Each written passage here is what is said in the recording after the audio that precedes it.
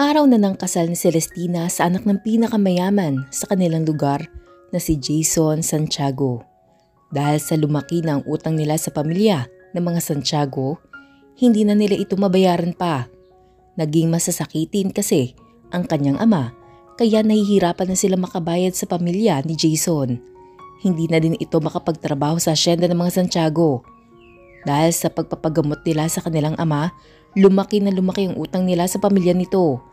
Kaya naman nang wala na sila may pangbayad, ay ang anak nilang panganay ang hinihinging bayad utang ng mga ito. Ayaw man nilang pumayag ngunit wala silang magawa. Napilitan si Celestina na magpakasal kay Jason kahit labag pa sa kalooban niya. Ngunit para sa kanyang pamilya, handa siyang gawin ang lahat. Maliban kasi sa mawawala na mga utang nila. Babayaran pa sila ng 1,000,000. Pakasalan lamang niya si Jason. Dahil sa angking kagandahan ni Celestina, nabihag nito ang puso ni Jason ngunit ayaw dito ni Celestina. Dahil kilalang bad boy at masama ang ugali ni Jason. Ngunit ngayon, wala na siya magagawa pa kundi ang pumayag sa alok ni Jason. Anak, sigurado ka na ba talaga? Tanong ni Aling Mercy. Nay, kaya ko to. Huwag ka po mag-alala. Nakangiting ani ni Celestina. Kasalukuyan sila naghahanda ng makeup artist na kinuha ni Jason na siya mag-aayos sa kanya. Ngunit habang inaayusan si Celestina, ang mga gagamitin sa kasal ay tila ba nakaramdam siya ng paninikip ng dibdib. Hinawakan niya ang kanyang dibdib at tila ba hinahabol ang kanyang paghinga. Napatigil naman ang makeup artist at nakadama ng pag-alala kay Celestina. Ma'am, okay lang ba kayo? Tanong nito. Ngunit hindi na nakasagot pa si Celestina. Nawala na ito ng balay at tuluyan ng bumagsak ang katawan. Mabuti na lamang at nakaupo ito at naalalayan ni Marie ang makeup artist. Aling Mercy, Aling Mercy!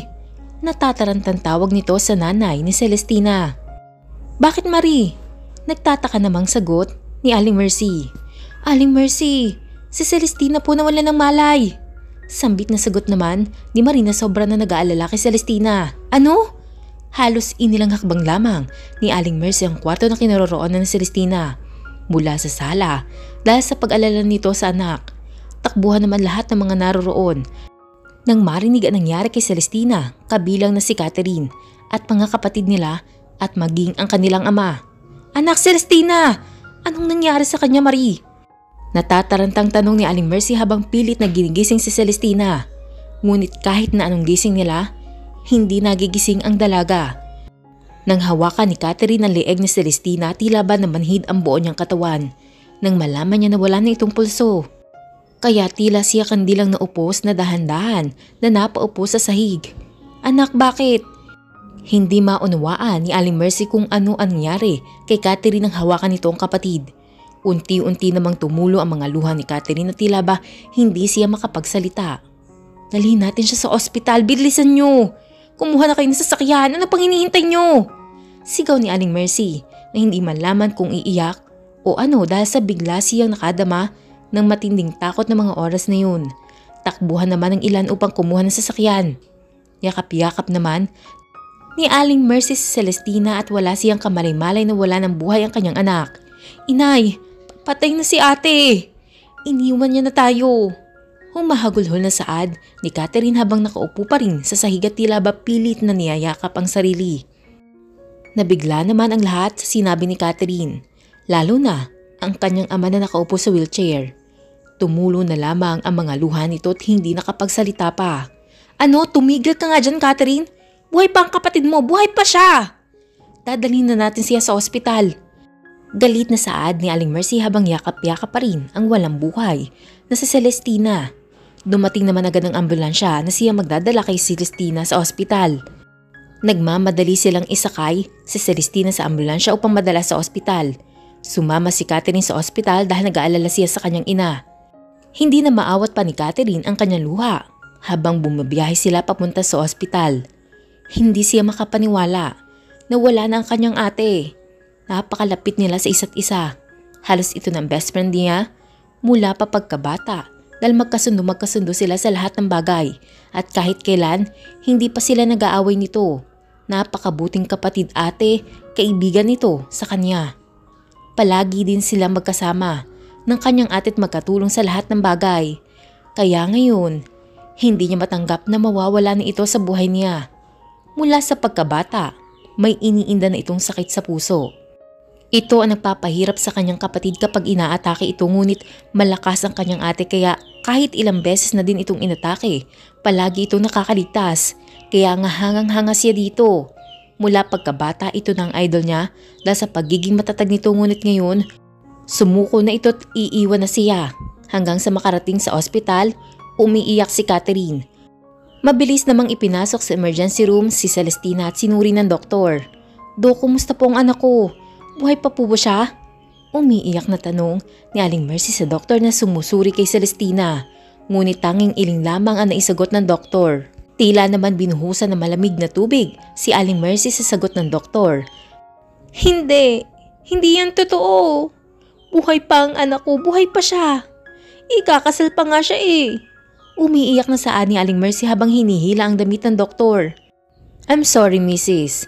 Dead on arrival na po ang anak mo." Malungkot na saad ng doktor. Time of death, 7:20 a.m. Cause of death, heart attack. Saad pa ng doktor. Pagkasabi noon, lumabas na ito ng kwarto. "Hindi! Huwag mo kaming iwanan, anak! Celestina, anak ko! Bakit mo kami iniwan agad? Ang bata-bata mo pa, anak, bakit?" Humahagulhol na ani ni Aling Mercy habang yakap-yakap ang walang buhay na anak. Iyak naman ang iyak si Catherine habang hinahagod ang likod ng ina na sobra nagdadalamhati sa pagkawala ni Celestina. "Inay, tama na po. Nagpapahinga na po si ate. Isipin na lamang po natin na nasa mabuti na siyang kalagayan at wala na siyang nararamdaman na sakit doon." Umiiyak na saad ni Catherine. Dinala ang mga labi ni Celestina sa isang funeral services upang ihanda para sa lamay nito habang naghihintay ang kanilang pamilya sa kanilang tahanan. Nagdadalamhati ang kanyang pamilya sa kanyang maagang pagkawala. Halos hindi matanggap ng lahat ang kanyang biglang pagpanaw. Napakabuting anak ni Celestina kaya walang masabi ang mga magulang niya sa kanyang ugali. "Paano na to, Noli? Tiyak naguguluhin tayo ng pamilya ng mga Santiago. Tiyak na naghihintay na sila sa simbahan. Natatakot ako sa maaari nilang gawin sa pamilya natin. Alam kong kaya nila tayong palayasin dito ngayon din." Nag-aalalang ani ni Aling Mercy. "Wala tayong magagawa. Makiusap na lamang tayo sa mga Santiago. Baka sakaling pakinggan nila tayo." Malungkot na saad ni Noli. Ngunit hindi ganoon kadali yun, Noli. Alam mo ang ugali ng mga Santiago. Wala silang pakialam sa damdamin at kalagayan ng iba. Maaari din nila tayong ipakulong. Saud pa ni Aling Mercy. Awang-awa naman si Catherine sa mga magulang. Para makatulong ay nakaisip siya ng paraan.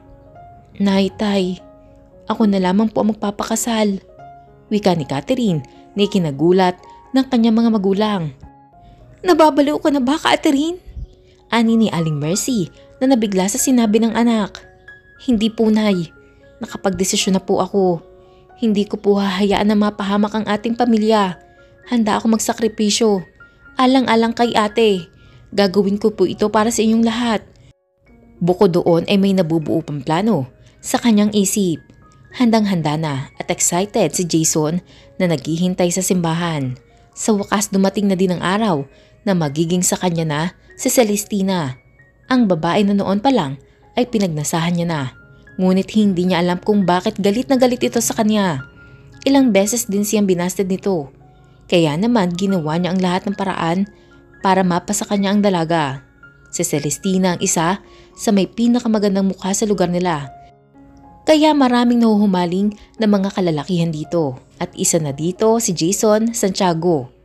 Dahil nga sa hindi siya magustuhan ni Celestina, ginamit niya ang pagkakautang ng pamilya nito sa pamilya nila. Nagtagumpay naman siya. At ito nga, ikakasal na sila. Ang pamilya ng mga Santiago ang isa sa pinakamayaman sa kanilang lugar. Isa ang kanilang hasyenda sa pinakamalaki sa lugar na yun at isa sa pangunahing pinagkukunan ng niyog at iba pang produktong pang-agrikultura. Kaya naman halos hindi na mapantayan ang yaman ng kanilang pamilya. Nagtapos bilang abogado si Jason at sa ngayon ay matagumpay na rin sa larangan na napili niya. Sa ganda ng buhay na tinatamasa niya, isa na nga lang ang pinapangarap niya, ang may kasal sa kanya si Celestina. Jason's POV. Malakas ang tibok ng aking puso habang naghihintay kay Celestina.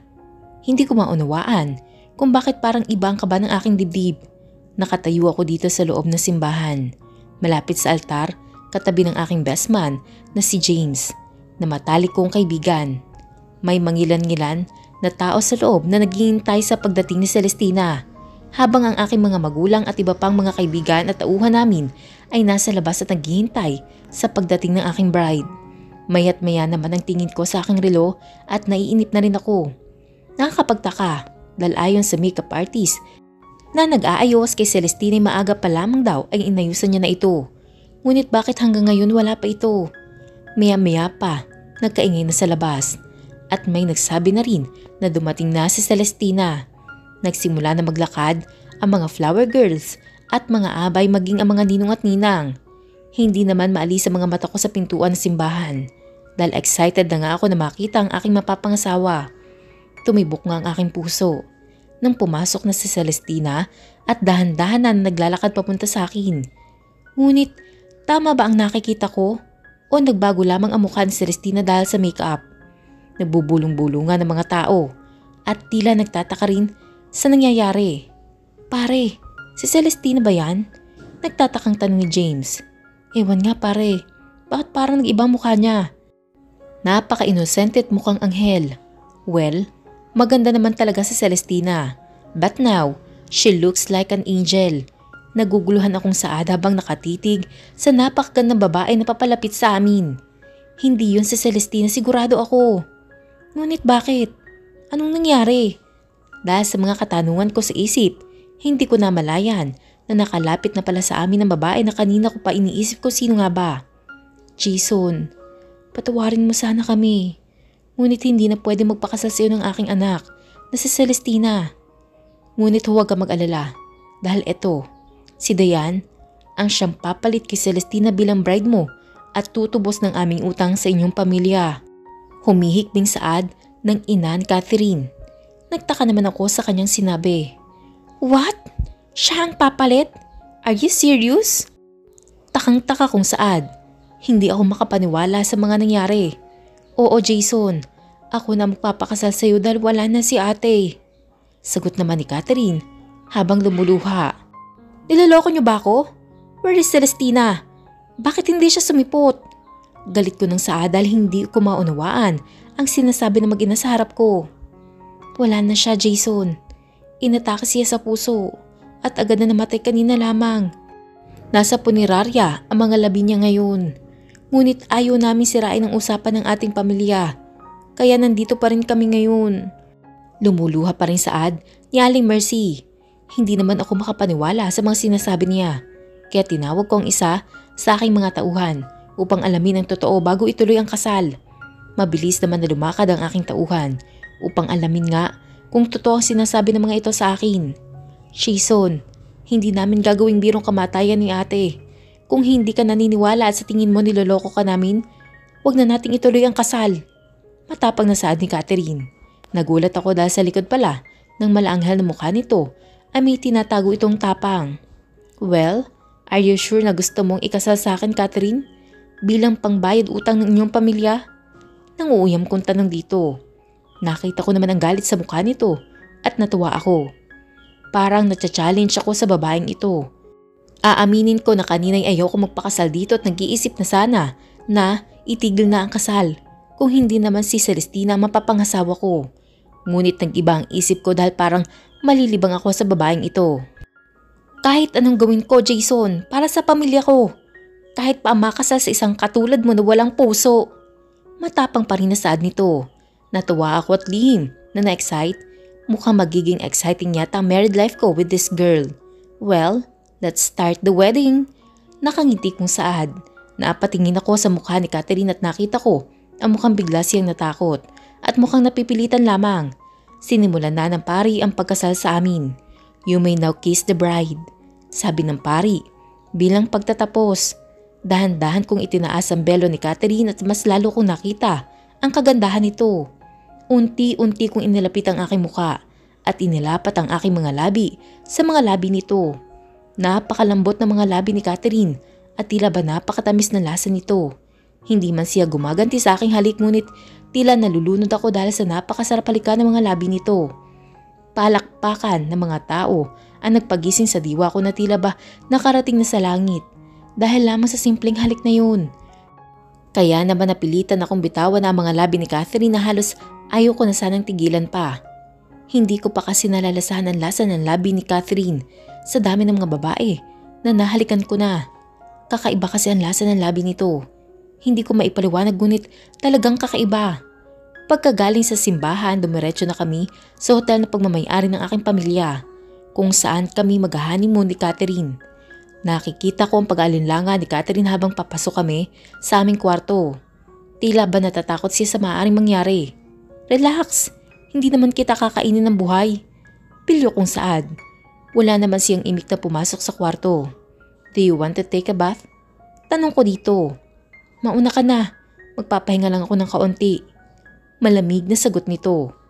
Nagkibit balikat na lamang ako at saka pumasok sa banyo para maligo. Binilisan ko na lamang ang pagligo dahil alam kong nangangati na rin siya sa suot niyang wedding gown. Nakatapis lamang ako hanggang bewang na lumabas ng banyo. Napansin ko rin ang pagkatulala ni Catherine habang nakatitig sa hubad kong katawan. I'm done, pwede ka na maligo. May mga damit na dyan sa closet na nakahanda na para sa iyo. Mamili ka na lamang. Sad ko dito nang mapansin ko pagkatulala nito. Tumayo naman siya kaagad at pumasok sa banyo. Hinatid ko naman siya ng tingin hanggang sa makapasok siya sa banyo. Nagtataka ako sa sarili dahil bakit parang ang saya-saya ko. Bakit parang excited ako? Samantalang hindi naman si Celestina ang napangasawa ko. Hindi ako dapat maging ganito. Hindi ako dapat magpakita ng pagkagusto sa kanya. Dapat iparamdam ko sa kanya na tauhan ko lamang siya at pagmamayari ko. Dahil binili ko lamang siya sa kanyang pamilya para maging asawa. Catherine's POV. Ano ba itong nararamdaman ko? Natatakot ako pero kailangan ko maging matatag para sa pamilya ko. Tanging ako na lamang ang inaasahan nila para makabangon mula sa pagpapahirap ng pamilya ng mga Santiago. Kaya ko to.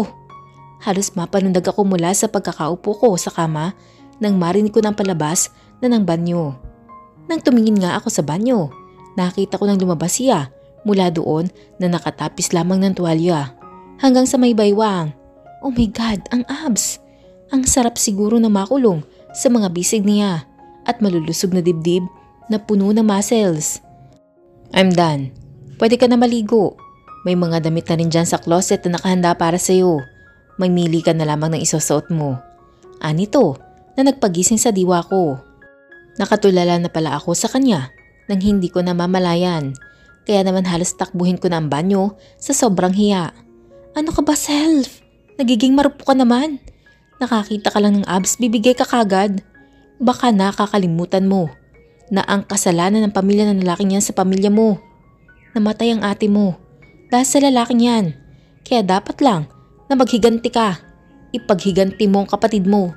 Parang baliw ko pang pagkausap sa sarili ko. Isinahod ko na agad ang ulo ko sa shower na para bang kayang burahin noon ang mga iniisip ko kanina. Halos ayaw ko nang umalis ng banyo dahil naiisip ko rin ang maaaring mangyari sa paglabas ko sa banyong yun. Catherine, are you not done yet? Ang tagal mo naman dyan. Kakain pa tayo ng dinner. Sigaw ni Jason mula sa labas. Halos mag-iisang oras na rin naman kasi ako sa loob. Kung pwede nga lang na huwag ako lumabas doon. Oo na, magbibihis lang ako. Sagot ko na lamang dito. Naiinis kong kinuha ang tuwalya at pinunasan ang aking sarili. Pumunta rin ako sa closet na sinasabi ni Edward at nagulat ako sa aking nakita. Ano to? Bakit puro mga nightgown na ubod ang sexy? At alam ko na halos makikita na dito ang aking kaluluwa. Pero no choice. Walang ibang damit na pwedeng isuot doon. At wala din naman akong dala. Kaya naghanap ako na medyo mahaba at medyo dark na kulay.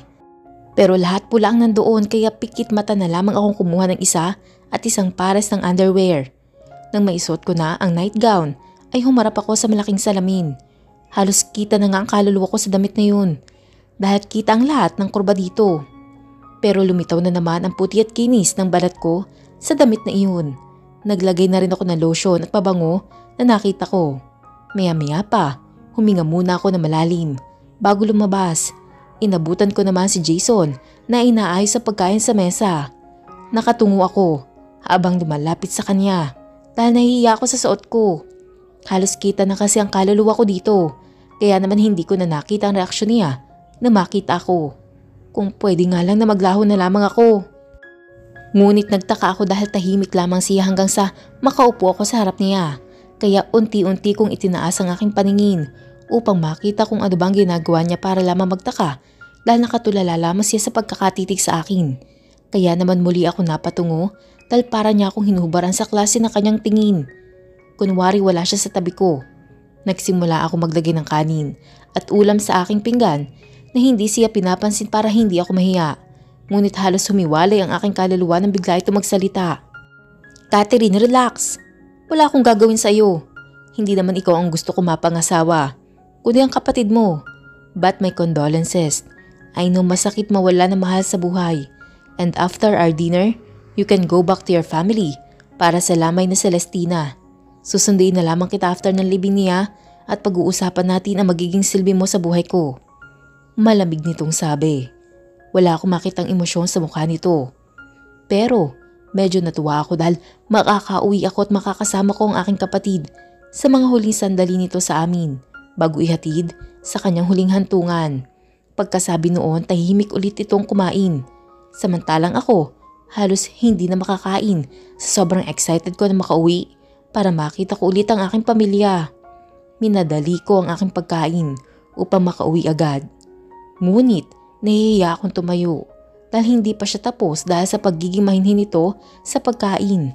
Halos isa-isahin nito ang kanin para lamang maging disente pa rin. Ang mayayaman nga naman. "Are you done? Ang bilis mo namang kumain." Malamig pa rin saad nito. Nang mapansin yata, natapos na ako. Nakadama ako ng hiya sa sinabi nito. Baka kasi isipin pa nito na masiba ako dahil sa bilis kong kumain. Excited kasi akong umuwi kaya konti lang ang kinain ko." Nahihiya akong saad, saka ako tumungo dahil sa hiya. "Well, get ready dahil tapos na rin naman ako. Ihatid na kita sa inyo para na rin makiramay sa pamilya nyo. Baka kasi isipin nyo na wala akong puso." Walang emosyon pa rin na saad nito. Tumayo na ako at aayusin ko sana ang aming pinagkainan nang pigilan niya ako sa aking gagawin. "Hayaan mo yan dyan. Kukunin na lamang yan dito. Maghanda ka na. Aalis na tayo." Anito, saka ako tinalikuran. Dahil naka-shorts lamang siya, kumuha ito ng pantalon at puting t-shirt. Nagsuot din ito ng rubber shoes. At oh my God, ang gwapo niya. Muntik pang tumulo ang lawi ko nang tumayo siya dahil napakagwapo niya sa simpleng suot na damit. Lihim at barahan kong kinurot ang aking sarili dahil sa aking naisip. "Self, kalma. Nagpakasal ka sa kanya para gumanti. Siya ang paiibigin mo at sasaktan. Ipaghihiganti mo lamang ang ate mo." Saway ko sa aking sarili. Kaya naman, para mahimasmasan ay tumalikod ako sa kanya at marahan kong tiningnan ang aking sarili. My God, muntik pa ako makalimot dahil sa suot ko na halos kita na lahat pati ang aking kaluluwa. "Hindi ka ba magpapalit ng damit mo?" Biglang tanong nito, ni kinagulat ko. "Ay, kabayo." Nagulat kong saad. "I'm not kabayo," I said. "Kung hindi ka ba magpapalit ng damit?" Tila naiinis na saad ni Jason. Kasi wala naman kasi akong ibang damit. Puro ganito lang ang nasa cabinet." Nahihiya akong sagot dito. "Wear this." Anito, saka itinapon sa akin ang kanyang itim na coat. Marahan ko yung isinuot at mabuti na lamang tamang-tama ito sa akin dahil hanggang tuhod ko ang haba nito at natakpan naman ang buong katawan ko. Malaki kasi ang coat at ako naman ay payat na masyado kaya swak na swak ito sa akin.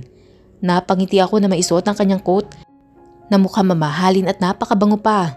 Pagtaas ko ng tingin, wala na siya sa harap ko. Nang tumingin ako sa labas ay nandoon na siya. Walang manners. Nakasimangot naman akong sumunod sa kanya at hindi din siya pinansin hanggang sa makasakay kami sa kotse at bumiyahe kami pauwi sa amin. Jason's POV. Halos matulala ako na lumabas si Catherine sa banyo. Napaka-sexy nito sa suot na damit. Talaga namang nagising ang pagkalalaki ko sa alindog niyang taglay. Ngunit alam ko na hindi pa kami parehong handa sa isang bagay na yun. Hindi naman ako ganun kasama. para hindi isipin ang nararamdaman ni Catherine. Alam ko kasi na hindi pa siya handa para doon, lalo na ngayon, nakamamatay lamang ni Celestina. Hahayaan ko muna siya na makasama ang pamilya habang hindi pa naiilibing ang kanyang kapatid. Kaya kunwari hindi ko siya napansin.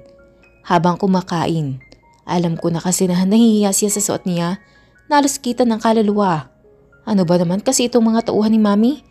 Pipili lang ng damit ganyan pa. Nagpa siya ako na ihatid muna siya para makasama man lamang ang kanyang kapatid hanggang sa mga huling sandali nito. Nang matapos kaming kumain, naghanda na kami ng pag-alis. Ngunit naalibarbar na ko sa suot niyang damit. Hindi ka ba magpapalit ng damit mo? Tanong ko dito na kinagulat naman niya. Ay kabayo! Nagulat niyang saad. Gusto kong tumawa. Ngunit pinigilan ko. Walang emosyon ko pa rin siyang tiningnan dahil aligaga siya. Kasi wala naman kasing ibang damit. Puro ganito lang ang nasa cabinet. Nahihiya niyang sagot. Wear this. Sagot ko. Saka itinapon sa kanyang itim na coat na nakita ko sa kama. Marahan niya naman itong isinuot.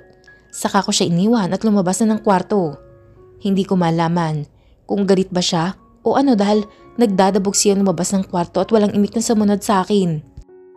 Hindi ko na lamang siya pinansin at tahimik din ako naglakad hanggang sa makasakay sa kotse. Tahimik kami pareho sa biyahe dahil parang napaka-awkward ng sandaling yun para sa amin. Medyo malayo pa ang bahay nila mula sa hotel na pinanggalingan namin. Kaya siguro inabot na si Catherine ng antok dahil nakita ko siya naghihikab na. You can sleep. Malayo pa ang biyahe natin. Malamig kong saad. Ni hindi niya man lang ako tinapunan ng tingin saka siya pumwesto, patalikod sa akin at saka pumikit. Tahimik naman ako nag-drive at hinayaan na lamang siya makatulog dahil alam kong pagod ito sa maghapon. Napakarami pa naman naganap sa buong maghapon na yun. Maya-maya pa nakatulog na nga si Catherine. Tinigil ko muna sandali ang kotse dahil hindi pala ito naka-seatbelt. Kaya isinuot ko muna sa kanyang seatbelt at pinababa ko rin ang upuan para maging komportable naman ang kanyang pagtulog. Nang mapatapat ang mukha ko sa mukha niya, nakita ko mapupula niya mga labi. Para bang tinutokso nito ang aking mga labi. Matagal kong tinitigan ang kanyang mga labi at ang napakaganda mukha nito at dahan-dahan kong inilapit ang aking labi sa mga labi nito. Malapit na sanang dumikit ang mga labi ko nang gumalaw ito kaya naman napalayo ako bigla at tila nahimasmasan sa aking gagawin. Napabuga ako ng hangin bago muling pinatakbo ang kotse at hinayaan siya matulog muli. Nagtataka ako sa aking sarili dahil kakaiba ang aking mga nararamdaman sa babaeng ito na ngayon ko lamang nakita at nakasama. Tila ba may kakaiba dito na hindi ko maipaliwanag. Napapailing na lamang ako sa ipinokus ang aking paningin at isip sa pagmamaneho. Maya-maya pa, sa wakas, nakarating na rin kami sa kanilang bahay. Halos malapit lang din naman ito sa aming asyenda dahil nga sa amin namamasukan ang kanilang ama. Catherine, nandito na tayo. Saad ko at marahan na nayugyog ang balikat nito. Ha? Nandito na tayo? Saad nito na parang wala pa sa tamang wisyo. Yes, we're here. Sagot ko. Tila naman nagising na ito ng tuluyan at mabilis na bumaba ng kotse. Patakbong pumasok sa bahay. Nakalimutan pa yata na kasama niya ako. Nilako muna ang kotse at saka ako sumunod kay Catherine sa loob. Inabutan ko si Catherine na umiiyak sa harap ng kabaon Celestina. Ate, bakit mo ko iniwan? Magtatapos pa tayo ng pag-aaral, di ba? Sabay pa nating aabutin ang ating mga pangarap. Paano na ako ngayon? Wala ka na. Wala na akong tagapagtanggol. Wala na akong kaibigan. Humahagulhol nitong saad habang nakayakap sa kabaon ng kanyang kapatid. Catherine, anak, nandito pa naman kami. Kahit may asawa ka na ngayon, nandito lang kami. Kung ano man ang maging problema mo, pumunta ka lamang sa amin. Dadamayan ka namin. Umiiyak namang saad ni Ate Mercy. Inay, pangako. Kahit na may asawa na ako, tutulungan ko pa rin kayo. Magtatapos pa rin po ako ng pag-aaral para makapagtrabaho ako at hindi ako aasa sa yaman ng mga Santiago. Ihahango ko kayo sa hirap at hindi ko sasayangan ang pagsasakripisyo ng buhay ni ate. Alam ko din kasi na iyon ang gusto niya. Dahil handa siyang gawin kahit pa nga makasal sa isang Santiago. para mabayaran lamang ang ating utang. Lumuluha na ani ni Catherine. Napatungo ako at tila ba nakadama ng hiya sa aking sarili. Damo kong hirap na pinagdadaanan ng pamilya ni Celestina. Nagyakap ang mag-ina habang parehong umiiyak. Damang-dama ko ang sakit na nararamdaman nila sa pagkawala ni Celestina. Marahan ako lumapit sa dalawa nang makita kong umupo na mga ito at medyo kumalma na. May condolences po, Aling Mercy. Saad ko. Tumango lamang ito at tumingin sa akin. Kita ko ang bigat at hirap sa kanya mga mata. Hindi ko kinaya ang aking nakikita kaya tumalikod ako at pumunta sa kabaong kung saan nakahiga si Celestina. Napakaganda pa rin ito at tila isang prinsesa na natutulog lang. Napakabata niya pa para mawala. Hindi ko alam na may sakit pala ito. Ayon sa aking tauhan, namatay ito dahil sa sakit sa puso. Marahil dahil sa sobrang pag-iisip nito sa pagpapakasal sa akin. Nagigilty tuloy ako. Feeling ko kasalanan ko ang pagkamatay niya na maaga. Hindi ko namalayan na tumutulo na pala ang aking mga luha. Dahil sa akin naisip. Feeling ko napakasama kong tao. Dahil sa makasarili kong pag-ibig kay Celestina, ginamit ko ang yaman namin para mapasakin siya. Pero heto, at lalo siyang nawala sa akin. Napakagago ko pala't makasarili. Tuloy-tuloy sa pag-agos ang aking luha. Dahil sa awa kay Celestina.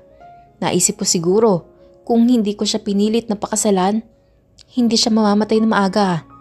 Napahinga ako ng malalim at pinunasan ko ang aking mga luha. Parang ngayon ko lang naisip na napakasama ko pala. Catherine's POV. Nagtataka ako sa akin nakikita at hindi ako makapaniwala. Totoo ba ang nakikita ko? Na ang isang Santiago ay umiiyak sa harap ng kabaong ni Ate Celestina? Natatawa ako dahil alam ko naman na arte niya lamang yun.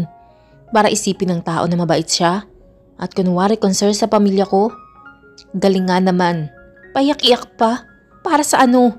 Para isipin ng tao na malinis ang konsensya niya sa pagkamatay ni ate? Galing din umarte ng lalaking to. Siya naman ang dahilan ko bakit namatay ang kapatid ko. Pero may oras ka din sa akin, Jason Santiago.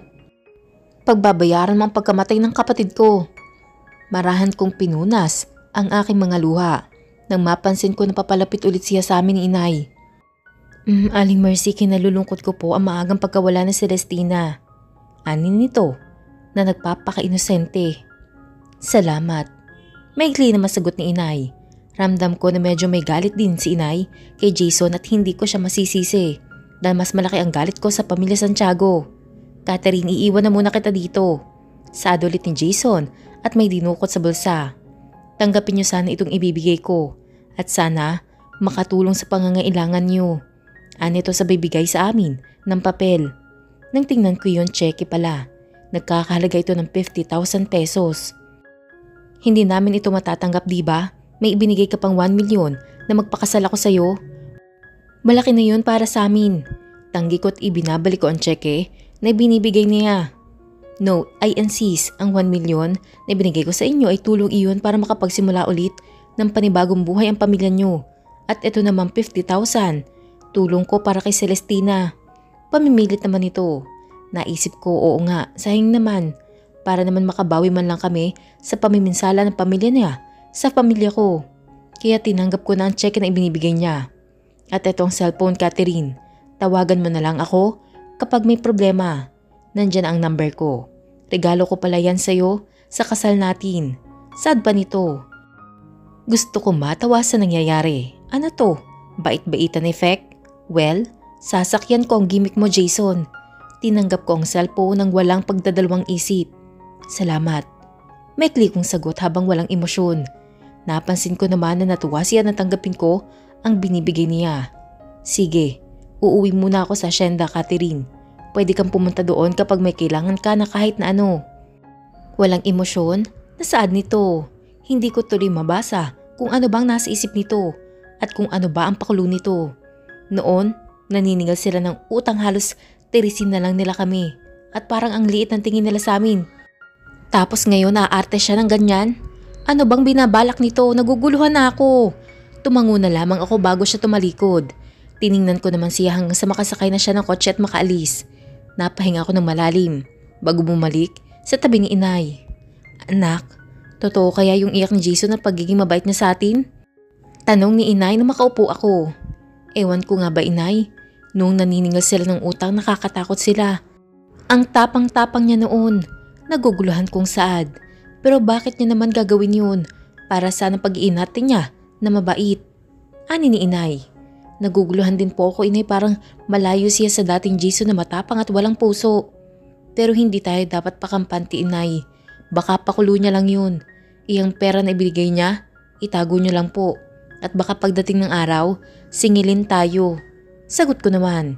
Hindi kasi ako sanay na ganoon ang trato niya sa amin. Hindi ko pa man siya kilala ay ganoon na kasama ang tingin ko sa kanila dahil sa kwento ng halos lahat ng tauhan sa asyenda. Ang kanilang mga magulang ay napaka-strikto at kaunting pagkakamali, pinaparusahan kaagad ang mga tauhan at minsan hindi pinapasahod. Wala namang magawa ang mga tao sa asyenda. Dahil kapag hindi sila nagtiis, lalo silang walang makakain. Isa pa ang pamilya Santiago ang batas dito sa aming lugar. Gobernador kasi ang ama ni Jason at sakop at hawak niya ang buong lalawigan. Kaya pipi at bingi ang mga kapulisan dito dahil sa takot sa mga Santiago. Si Jason ay nakita ko lamang noong naniningil ito ng utang sa amin at pinipilit ng ate ang kukunin bilang kabayaran. Noon pa lamang ay nasusuklam na ako dito dahil wala itong awa. Lalo na't napakarami nito mga tauhan na palaging nakabuntot at mga dibaril pa. Kaya naging sunod-sunuran na lang kami. Anak, mag-iingat ka palagi ha. Kilala natin ang mga Santiago. Kapag inabuso ka, magsabi ka kagad sa amin. Nag-aalalang ani ni inay. Nay, huwag ka pa mag-alala sa akin. Tandaan mo na pinalaki niyo ako matapang. Kaya hindi niya ako maaapi. Matapang ko namang saad. Pero sa totoo lang, nag-aalala din ako sa oras na magsama na kami ni Jason. Lalo na alam ng lahat na ang ama nito ay nananakit ng asawa. Sabi ng mga tauhan sa asyenda, minsan daw, narinig nilang binubugbog ni Don Marcelo, si Doña Rachel. Sigaw daw ito ng sigaw ng tama na. Pero hindi daw tumitigil ang Don sa pananakit nito. Nagkataon pa naman daw na wala ang mga anak nito. Kaya natatakot ako na hindi malayo na gawin din iyon sa akin ni Jason. Pero kailangan ko maging matatag at matapang. Lalo na sa harap ng pamilya ko. Sa susunod na araw ililibing na ang ate mo. Ani ni inay habang nakatitig sa kabaong ni ate. Kawawa naman po si ate. Maaga siyang nawala dahil sa mga Santiago.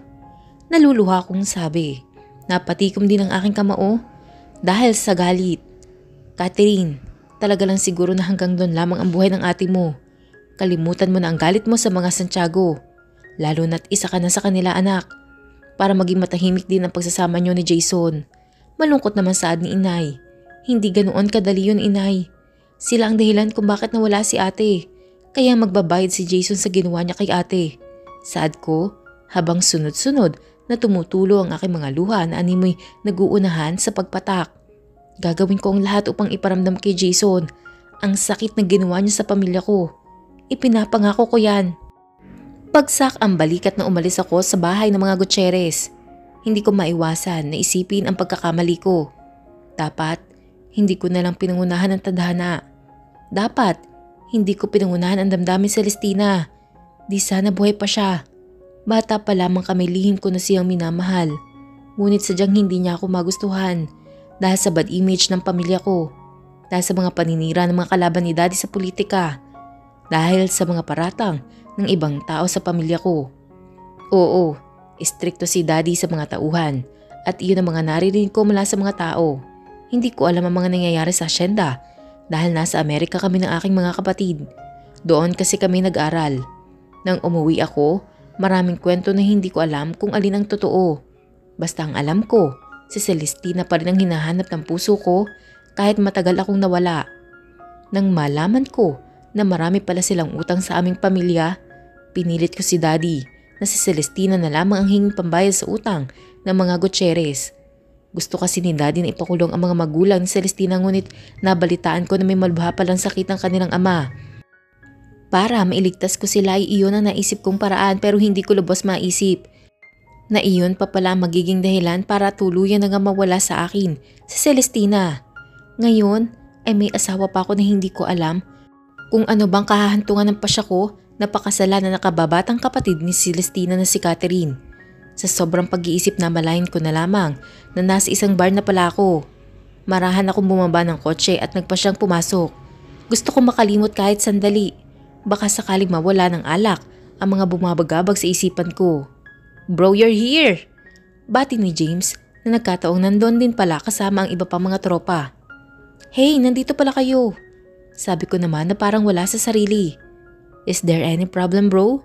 Mukha yata mabigat ang dinadala mo ngayon, ha? Saka di ba dapat nasa hotel ka ngayon at nagpapakasarap kasama ng asawa mo?"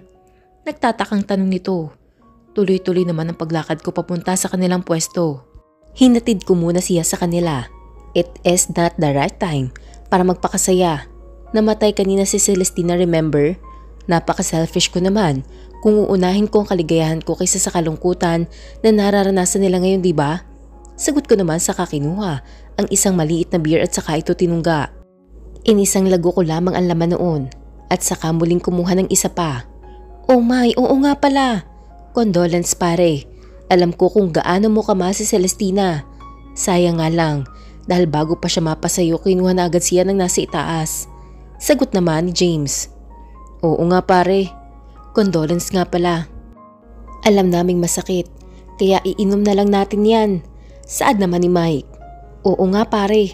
Huwag ka na malungkot dahil may kapalit naman siya, di ba? Maganda din naman iyong kapatid niya."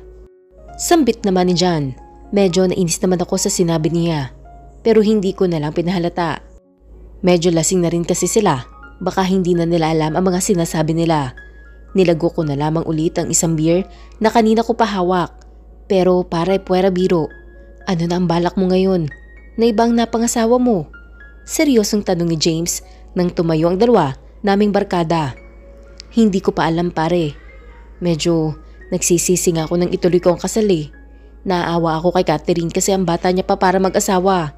Sad ko. Hindi mo na maiisauli pa yun pare. Legit ang kasal nyo, remember? Kahit anong gawin mo, kasal na kayo sa mata ng tao at lalo na sa mata ng Diyos. Ani ni James. Natahimik ako sa sinabi niya dahil iyon ang totoo. Asawa ko na si Catherine at kailanman ay hindi na mababago pa yun. Pero hindi ko siya mahal. Si Celestina ang mahal ko, alam mo yan.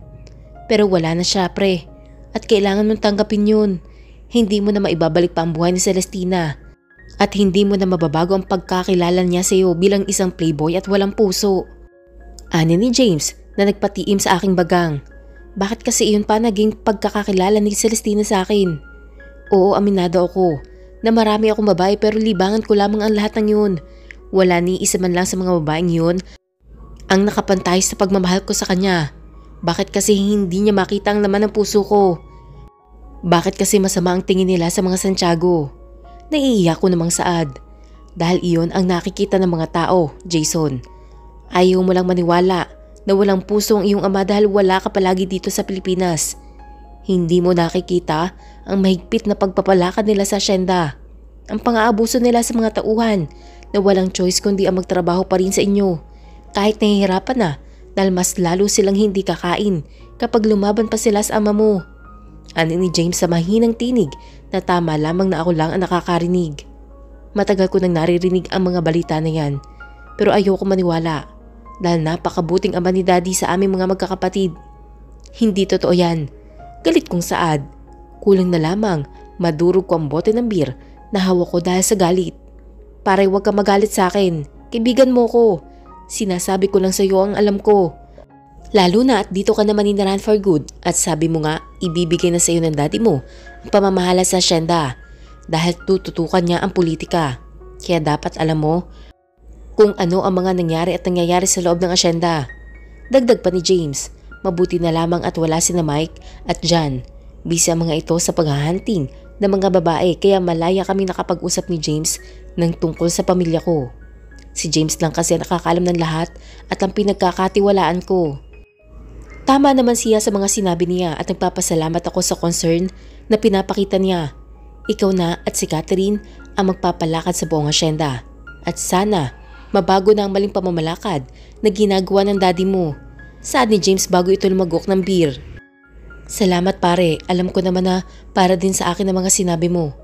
Umasa ka na magbabago ang lahat Oras na ibigay na sa akin ni Daddy ang pamamalakad na asyenda. Pero paano ang firm mo? Tanong nito. Magagaling naman ang mga tauhan ko doon. Alam kong kahit hindi ko matutukan yun, sigurado ako na hindi nila pababayaan ang aming negosyo. Napatango naman si James sa sinabi ko. Pareho kasi kami ng trabaho. Sabay kami nag-graduate sa Amerika, pero siya umuwi agad pagka-graduate namin at nagtayo agad ng firm. Ako naman ay nag-aral ulit about business kaya bago pa lang ang firm na itinayo ko. Noong 1 taon lang ako nakapagtayo ng firm at thanks God, maganda ang takbo nito dahil magagaling ang mga tauhan ko. Matututunan mo ring mahalin si Catherine, pare. Dahil alam ko naman na mabuting tao na pangasawa mo. Sad naman ni James. Sana nga pare. Maikli kong sagot, ngunit alam kong hindi iyon ganoon kadali at hindi rin ganoon kadali magtiwala. Hindi ko pa lubusang kakilala si Catherine. Baka pareho din lang ito ng mga babaeng dumaan sa buhay ko. Na pera lang ang habol sa akin kaya mas mabuti siguro kung hindi ko muna siya papakitaan ng kabutihan. Ipaparamdam ko muna sa kanya na isa lamang siyang hamak na tauhan. Makalipas nga ang ilang araw, nailibing na si Ate Celestina. Masakit, oo. Walang kasing sakit at kasing hirap ang mawala ng mahal sa buhay. Parang gusto ko na ding mawala, pero kailangan kong lumaban para sa pamilya ko. Kailangan naming ipagpatuloy ang buhay. Kailangan naming harapin ang bukas na wala na si ate. Ngayon na rin ang araw na susunduin ako ni Jason. Sa asyenda kami maninirahan dahil ibinigay na sa amin ng daddy ni Jason ang pamamahala dito. Umalis na din sila sa asyenda dahil doon na sila maninirahan sa mansyon na di rin naman kalayuan sa asyenda. Tututukan na daw kasi ng daddy niyang politika dahil gobernador ito ng kanilang lalawigan at marami pa rin silang negosyo na mas kailangan asikasuhin ng mga magulang niya. Kaunting damit at gamit lang ang dinala ko dahil wala naman ako masyadong madaming gamit, mga pansarili lang. Matapos kong ayusin ang lahat ay naligo na ako dahil medyo pinagpawisan din ako dahil nilinis ko muna ang kwarto ko na iiwanan ko. Dahil gagamitin ito ng aking kapatid na babae na si Mariel. Matapos ko magbihis narinig ko na ang kotse ni Jason kaya lumabas na din ako ng kwarto. Paglabas ko ng kwarto, nasa salas na pala siya naghihintay. Are you ready? Malamig nitong tanong. Ni wala malang emosyon kaya medyo nahiya ako. Oo, tanging sagot ko at napatungo. Sobrang nakadama ako ng hiya, lalo na makita ko ang tindig niya na talaga namang hindi mo may kakaila ang kaginhawaan sa buhay. Kahit simpleng t-shirt at short ang suot nito, talaga namang mamahalin kung titingnan mo ang kubuuan nito. Kaya masyadong lumiit ang tingin ko sa sarili ko dahil sa suot kong paldang mahaba at plain na puting t-shirt na kitang-kita ang bakas ng kahirapan. Let's go. Aling Mercy, Mang Noli, alis na po kami. Sad nito. Nang makita na tumango na ang aking mga magulang, wala itong pasabi-sabi na lumabas ng bahay habang hirap na hirap akong buhatin ang malaking bag na may laman ng aking mga gamit. Habang hirap akong lumakad sa likod niya, ay napalingon ito at napatigil sa paglalakad. Ano ba kasi ang mga dala mo? Tila naiinis, nasad nito nang tumigil sa paglalakad at humarap sa akin. Nagulat naman ako sa mga sinabi niya. Mga gamit ko malamang. Papiloso ko pa namang sagot sa kanya. Iwanan mo na lamang ang mga yan. Walang emosyon, nasad nito. Ano? Eh di wala akong susuotin. Sagot ko naman. Problema ng lalaking to. Kung ayaw niya akong tulungan, wag na lang sana akong pakialaman. Bubulong-bulong kong saad. What did you say? Nakakunot noon itong tanong nang tila pilit inuunawa kung ano ang mga binubulong ko kanina. Wala. Sabi ko, mga damit ko to at personal na mga gamit ko kaya hindi ko ito pwedeng iwanan. Natataranta kong sagot. Just leave it. Dediretso na lang tayo ngayon sa mall at mamimili tayo ng mga bago mong gamit. Ayoko ng mga basura sa bahay. Tila inis na saad nito. Tila naman nagpanting ang tenga ko sa aking narinig. Para bang kumulo ang dugo ko. Sa mapangmatang lalaki na to. Sabihin ba namang basura daw ang mga gamit ko? Abat nakakasobra na ata ang gago na to sa pagmamaliit sa akin. Hindi ko na malaya na matagal pala ako napatitig sa kanya. At galit na galit ang ekspresyon ng aking mukha. Hey, ano ba? Nakikinig ka ba? I said, just leave it here. Let's go. Sad pa nito. Ang yabang ng lalaking to, akala mo ko sino? Porke mayaman. Pasalamat ka mayaman ka. Pabulong kong saad. Naipakikuha po ng bag ko dito, iiwanan ko na lang daw po ito. Sigaw ko. Nakita ko naman nang lumabas ang pinto si nanay. Bakit mo iiwan ito anak? Anong gagamitin mo doon? Nagtataka naman tanong ni nanay. Bibili daw po kami ng bago, nay. Ibigay mo na lang po iyan sa mga kapatid ko. Sad ko naman. Nagulat na lang kami pareho ni nanay nang sumilbato ang malakas na kotse ni Jason. Ay putakte! Nagulat na saad ni inay. Sige na po inay at baka magalit pa si Jason. Babay na po. Sabi ko at mabilis na niyakap si nanay pagkatapos tumakbo na ako papunta sa kotse ni Jason. Sasakay na sana ako sa likuran ng dito ka sa tabi ko. Wala pa ring emosyon na saad nito. Kaya isinara ko ulit ang pinto at pumunta sa unahan. Pagpasok ko ay nakatingin siya sa unahan at ni hindi man lang niya ako pinagkaablahang tapunan ng pasin kahit kaunting sulyap. Nakapangasawa ata ako ng lalaki na yelo ang puso sa sobrang lamig ng pakikitungo sa akin. Pero paki ko ba? Wala akong pakialam sa kanya kahit habang buhay niya pa akong hindi pansinin, no? Sino ba siya sa akala niya? Mas gusto ko pa nga na ganun eh. Yung walang pakialaman sa isa't isa para wala akong problema.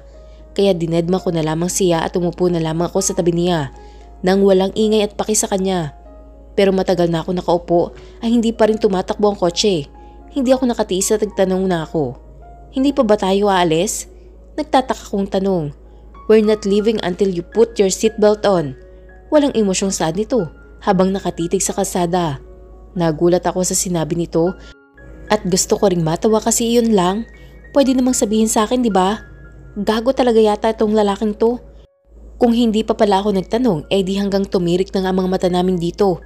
Hindi kami aalis. Anong problema niya? May tama ata to sa utak. Naiiling at natatawa ko na lamang na isinuot ang seatbelt na nasa may tagiliran ko. Next time, don't forget to fasten your seatbelt. Hindi lahat ng bagay kailangan ko pang sabihin at ipalala sa'yo. Be responsible. Antipati kong sad nito bago in-start ang kotse at saka nagsimula magmaneho. Ayun, iyon palang point niya. Sorry naman, ngayon lang po kasi ako nakasakay ng kotse. Sagot ko naman na may pagkasuplada pero hindi niya na ako sinagot at wala na ulit pakialam sa akin. Dahil lang sa seatbelt magkakaganon siya? Ganito ba lahat ng mga mayayaman? Akala mo perfect? Sa ngayon lang talaga ako nakasakay sa kotse. Hindi ba pwede magkamali minsan? Kailangan ko pa ng time, di ba? Para makapag-adjust man lang. From mahirap to mayaman, di ba hindi madali? Hays, ewan ko na lang sa iyo. Dahil napagod ako kaiisip. Nakatulog na ako sa biyahe. Wala na akong matandaan basta maganda ang tulog ko. Dahil malamig ang aircon na nasa harap ko. Minsan lang kaya ako maka-experience ng aircon. Kaya sinamantala ko na makatulog na ako ng sobrang himbing sa kotse habang nagmamaneho si Jason. Wala din naman kasi siyang pake sa akin kaya deadma ko na lang din siya. Nagulat na lamang ako nang bigla na lamang alugin ni Jason ang balikat ko. We're here, fix yourself. Tila hari na utos nito. Narito na pala kami sa tapat ng mall.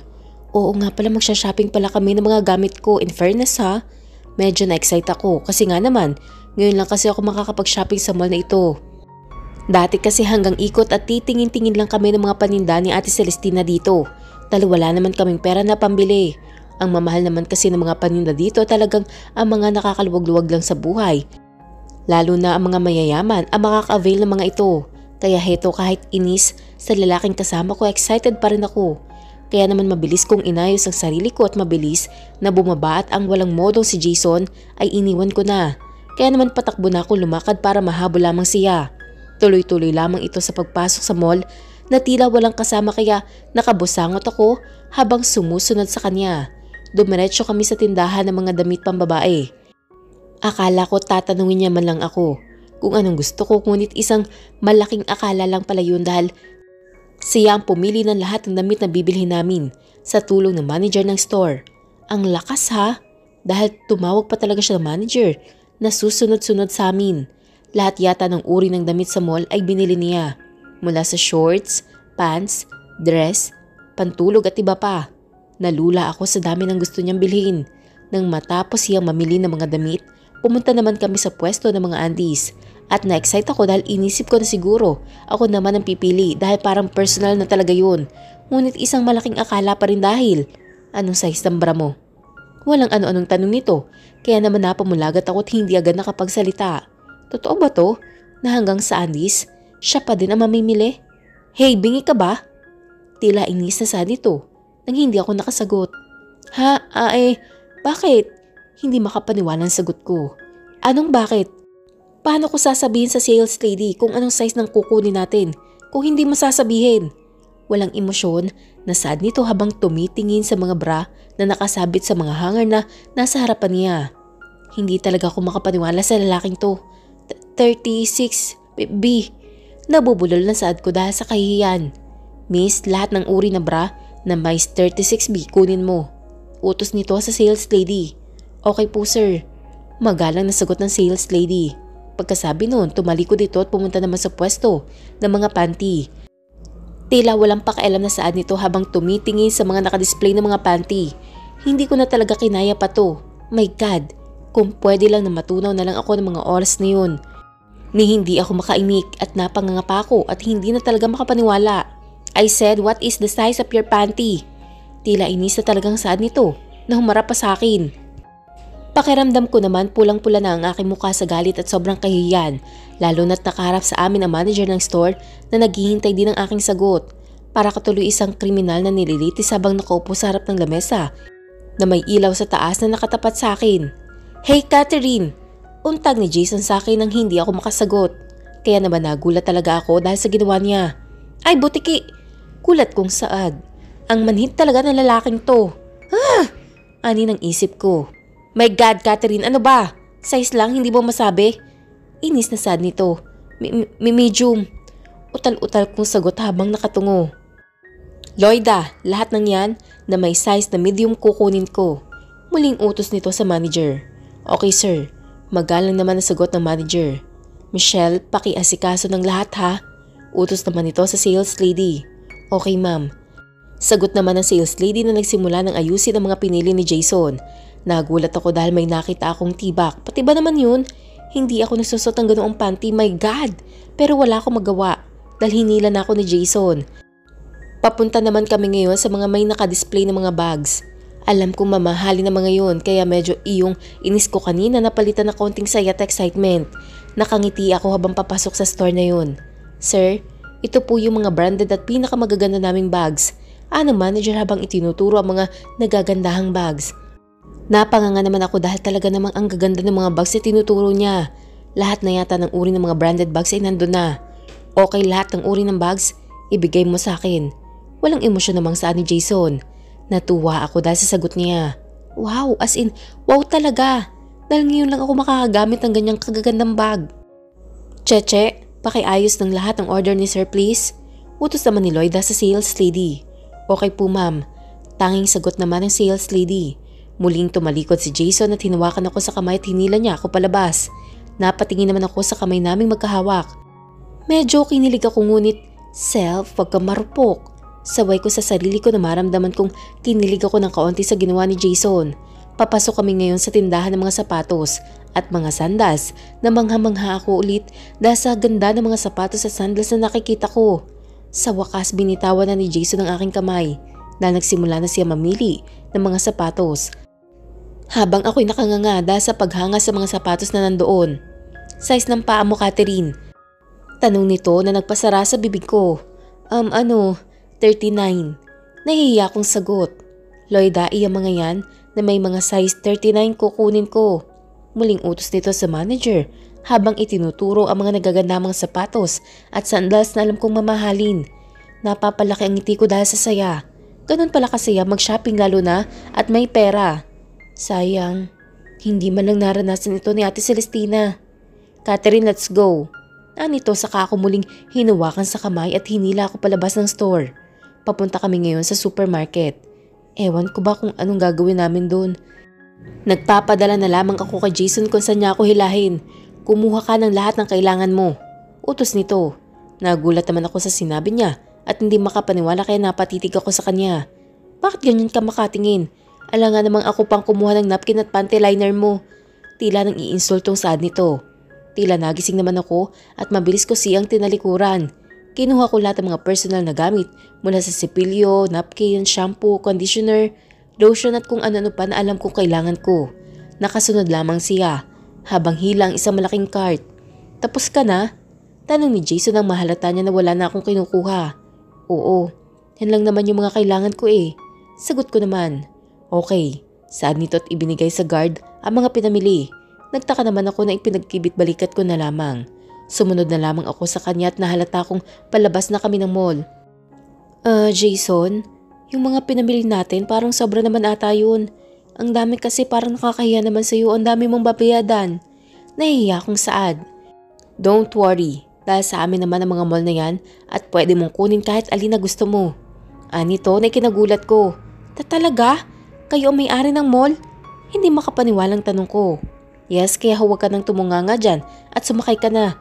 May pupuntahan pa tayo at huwag mo na ding isipin ang mga pinamili natin. Dahil dadalhin na lamang yon sa bahay. Nito at saka ko na lamang nakita na nakasakay na pala siya ng kotse. Wow ha, i-deliver pa talaga sa bahay. Iba talaga ang mayaman. Naiiling na lamang ako at sumakay na sa kotse. Mabilis ako nag-drive papunta sa isa sa aming mga salon. Gusto ko kasi ma-improve ang itsura niya ngayong magsisimula na ang aming pagsasama. Ayokong pagtawanan ako ng aking mga katrabaho at kabarkada kapag isinasama ko siya sa mga mahalagang okasyon. Hindi naman pwede na ibang kasama ko dahil alam ng lahat kung sinong asawa ko. Maganda naman siya, hindi ko yun ikakaila. Pero masyadong manang kasi ang dating niya. Parang sinauna pa akong manamit. Baka sakaling may magawa pa ang mga bakla sa aming salon dahil magagaling ang mga yun sa pagpapaganda sa mga customers. Wala siyang idea kung saan kami pupunta kaya ayan, parang inaantok na naman. Napakaantukin naman ang babae na to. Maya-maya nga ay sa wakas, nakarating na kami sa salon. Nandito na tayo, saad ko sa malamig na tono. Parang hindi naman niya maunawaan bakit kami nandoon. Patingin-tingin pa to sa paligid na parang ewan. Hay nako, masyadong mga inosente sa lahat ng bagay. Hey, I said we're here. Pwede ka nang bumaba. Medyo napalakas pa ang boses ko dahil medyo nainis ako sa itsura niya na parang galing sa bundok na ngayon lang nakababa at nakakita ng mga sasakyan at ng mga building. Tila nagulat naman siya na marinig ang malakas kong boses at nakakunot ang noon niyang tumingin sa akin. Bakit tayo nandito? Anong gagawin natin dito? Nagugulo ang saan ni Catherine. Ipapaayos ko yung itsura mo. Baka sakaling mabago pa. Mukha ka kasing manang, look at yourself. Saad ko din habang nakakunot ang aking noo. Baba. Muli kong saad at tila naman siya ang nagulat at mabilis na bumaba ng kotse.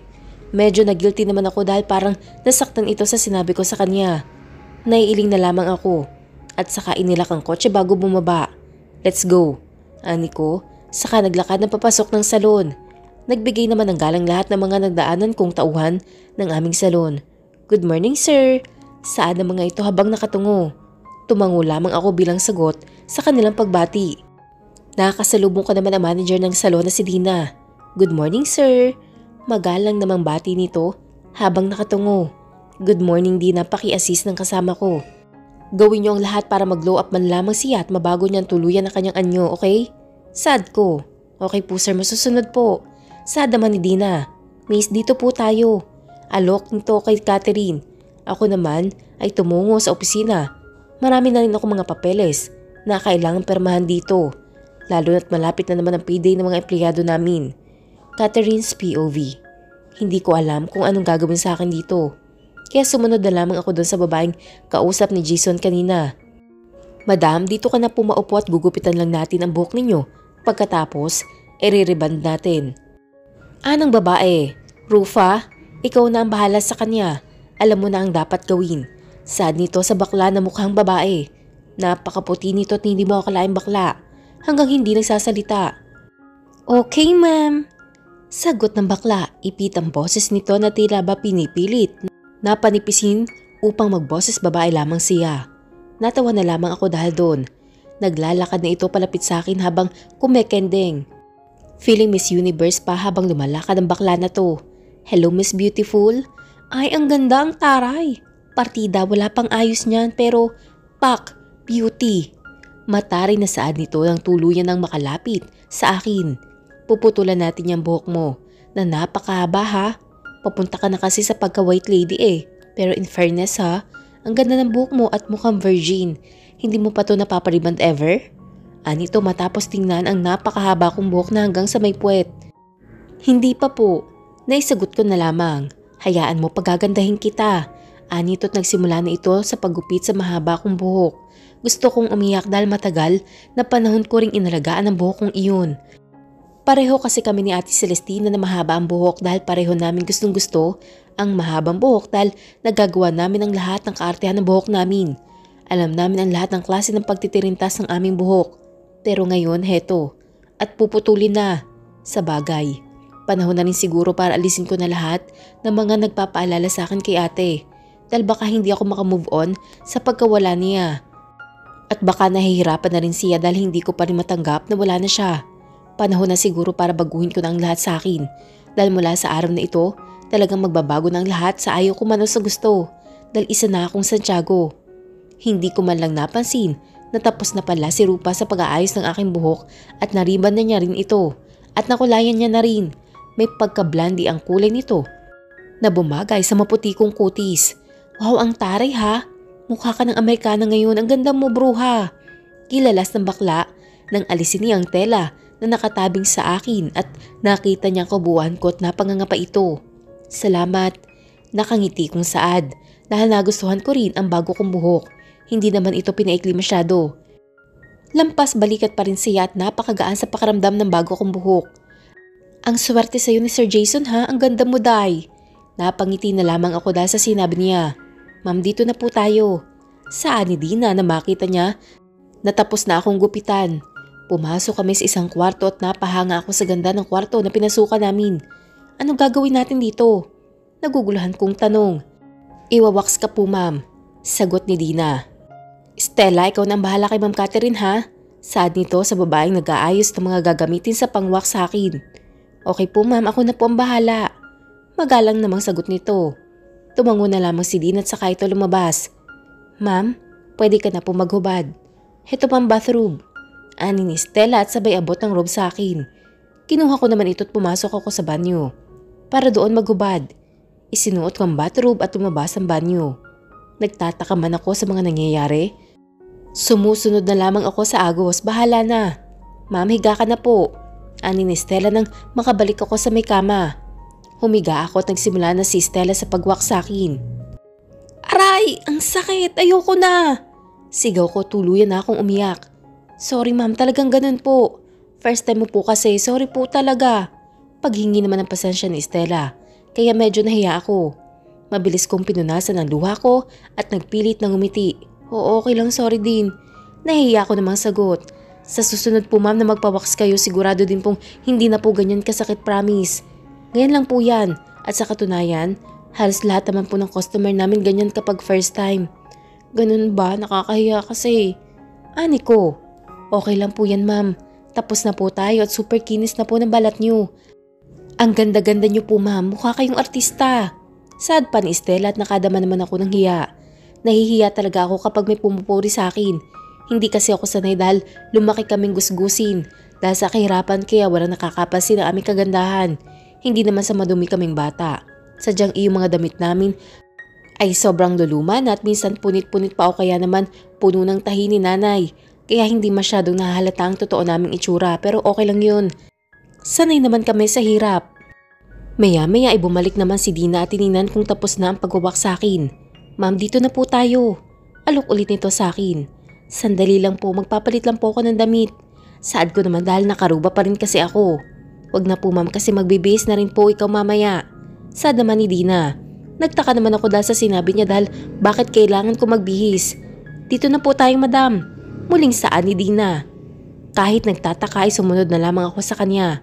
Pinaupo niya ako sa may harap ng napakalaking salamin at may ilaw sa harap. Jen, ikaw na ang bahala kay ma'am. Muling bili nito sa isang bakla. Maganda din ito. Okay madam, sagot naman ni Jen at lumapit sa akin. Hindi na ito nag-aksiya ng panahon at sinimulan na niya na akong lagyan ng kung ano-anong kolorete sa mukha at maya-maya nga. Natapos na siya sa pag-ayos sa mukha ko. Ay taray, Marian Rivera, ikaw ba yan? Taray, ang ganda ng babaitan na itech. Mataring nitong saad. Nang tingnan ko ang sarili ko sa salamin ay pati ako, hindi makapaniwala sa aking itsura. Malayong malayo na ako sa dating Catherine na mahirap. Ang ganda ko. Napapanganga ako sa itsura ko ngayon. Hinila ko ng bakla sa isang kwarto at ibinigay naman ako sa isang babae na naroroon. Ikaw na ang bahala sa kanya. Anito? Okay, sagot naman ng babae. May kinuha itong damit, red dress at top shoulder iyon na hanggang tuhod ko ang haba. Pinasuot niya yun sa akin. Napakasimple ng damit pero bakit ang ganda? May ibinigay din siyang sandals na medyo mataas ang takong. Nasa 6 inches yata ang taas nito. At sa huli ay binigyan niya ako ng bag na maliit na bagay sa suot ko. Pagkatapos noon saka kami lumabas at paglabas ko nakita ko si Jason habang nakatalikod dito sa amin. Jason's POV. Nainip na ako kaya naman naisipan ko ng puntahan si Catherine dahil medyo nagugutom na din ako. Pagtapat ko sa kwarto, nakasalubong ko si Jen. Tapos na bang ayusan si Catherine? Tanong ko dito. Sandali na lang po sir at lalabas na din po siya. Nagbibis lang po. Sagot naman ito. Tumango na lamang ako tumalikod dahil tatawagan ko ng restaurant na kakainan namin para pagdating namin doon nakahanda na ang aming kakainin dahil medyo kumukulo na talaga ang tiyan ko dahil maghahalauna na ng hapon. Busy ako sa pagkausap sa staff namin sa restaurant nang sanyasan ako ni Jen na papalabas na si Catherine. Saktong paglingon ko, nasa pintuan na siya at hindi ko maiwasan. Ang mapanganga at muntik ko pang mabitawan ang aking cellphone dahil sa sobrang gulat sa naging bagong itsura ni Catherine. Shit, napakaganda nito na parang isang diwata. Anong panama ni Marian Rivera sa ganda ng babae na sa harapan ko? Malayong malayo na siya sa dating Catherine na una kong nakita. Halos mahulog ng pangako sa akin nakikita ngayon. Hindi talaga ako makapaniwala na ganito kaganda ang aking napangasawa. Akala ko si Celestina na may pinakamagandang mukha na nakita ko ngunit heto hindi ako makapaniwala na higit na maganda pala si Catherine kaysa sa kapatid nito. Ganoon pa man hindi pa rin ako nagpapahalat at binago ang ekspresyon ng aking mukha na tila ba walang pakialam sa kagandahan ni Catherine. Sa wakas natapos ka na rin, let's go. Malamig kong saad at saka sila tinalikuran. Tila naman mahulog ang mga balikat at mga tauhan namin sa salon sa nakitang reaksyon ko sa bagong itsura ni Catherine. Narinig ko pa malakas na pagbuntong hininga ni Catherine bago siya sumunod sa akin. Sa totoo lang gusto ko sana siyang halikan kanina dahil sa paghanga ko sa kanya. Kaso hindi pwede dahil baka isipin niya na kaya niya akong akitin. Tuloy-tuloy ako sa kotse at hinintay ko na siya makasakay. Saka ko ito pinandara at tinahak ang daan papunta sa restaurant. Saan pa ba tayo pupunta? Biglang pagbasag nito sa pagitan namin. Kakain lang tayo dahil may pupuntahan pa tayo after. Malamig kong sagot ni hindi man lang siya tinapunan ng kahit kaunting tingin. Hindi na ito sumagot pa at pinili na lamang manahimik at inabala ang sarili sa katitingin sa labas. Kaya naman nagkaroon ako ng pagkakataon na sulyapan siya. Nagtataka ako kung bakit tila bigla yata akong kinabahan ng sulyapan ko ang kanyang mukha. Ipinilig ko na lamang ang aking ulo upang baliwalain ang aking nararamdaman. Bakit naman nahagip ng aking paningin ang hita ni Catherine na lumabas mula sa slit ng damit na suot niya? Malapor sila na sa kinis sa legs nito. Dumiretso ang aking mata hanggang sa binti nito. Tunay nga napakakinis at hindi mo akalain nagmula sa mahirap na pamilya. My God, ano ba itong pumasok sa isip ko? Muli kong ipinilig ang aking ulo at muling ibinalik ang paningin sa kalsada. Muling namayan ang katahimikan sa pagitan namin at maya-maya nga lamang sa wakas nakarating din kami sa restaurant. Hindi ko alam ang nangyari sa akin dahil nagmamadali akong bumaba upang pagbuksan si Catherine ng pinto. Halata din sa mukha nito ang pagkagulat dahil sa ginawa ko ngunit pinili na lamang nito wag na lang umimik. Inalalayan ko siya hanggang sa makalabas ng kotse at isinara ko na mabilis ang kotse. Habang lumalakad kami papasok sa restaurant, marami ang napapatingin kay Catherine at hindi ko maintindihan kung bakit tila ba nakadama ako ng inis sa mga lalaking sumusunod ng tingin kay Catherine. Kaya naman bigla ko na lamang inakbayan si Catherine habang lumalakad. Halata namang nagulat siya sa ginawa ko. Mabuti na lang, hindi na ito kumontra at hindi na nagtanong dahil ako mismo hindi ko alam kung paano ko ipapaliwanag ang ginagawa ko. Dito po tayo sir ma'am. Sadang waitress sa amin. Sumunod naman kami sa waitress hanggang sa makarating kami sa lamesa na nakareserve para sa amin. Naroon na ang mga pagkain na ipinahanda ko kanina.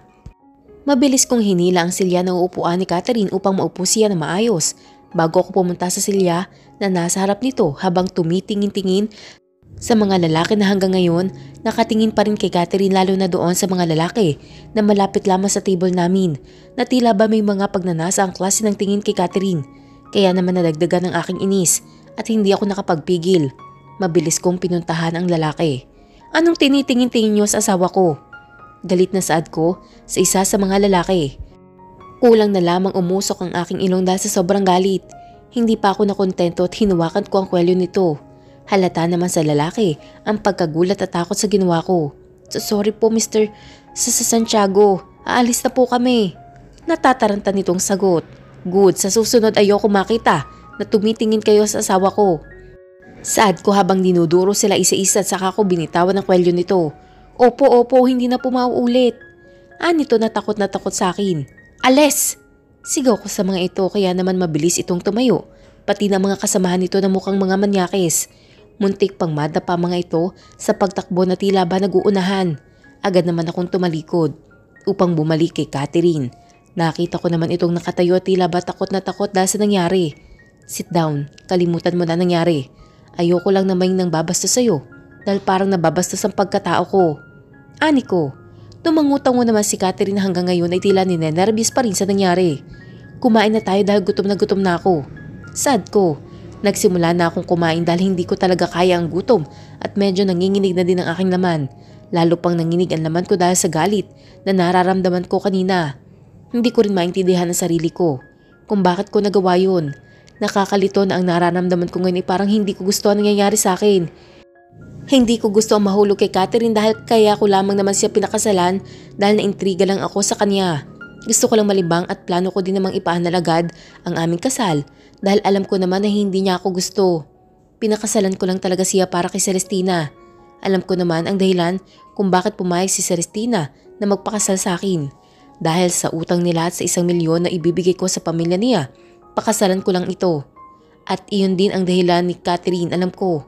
Kaya para kay Celestina, pinakasalan ko na si Catherine para matubos ang kanilang utang sa aming pamilya at wala akong balak na patagalin ang aming pagsasama ni Catherine dahil alam ko na pareho kaming hindi magiging masaya.